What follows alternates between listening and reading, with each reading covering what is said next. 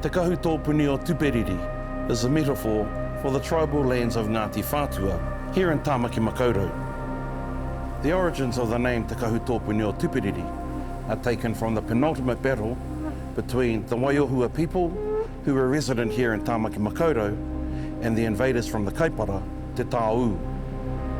During the battle around 1750, Tuperiri, the Te Kahu chief, instructed his warriors to take off their garments, to lay them down as a pathway to muffle the sounds of the shells breaking beneath their feet, in which they were able to attack the pā.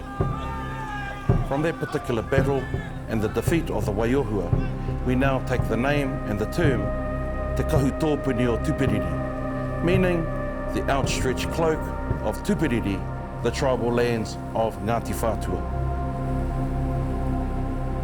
Nō reira nau mai haere mai ki Te Kahu Puni o Tuperiri.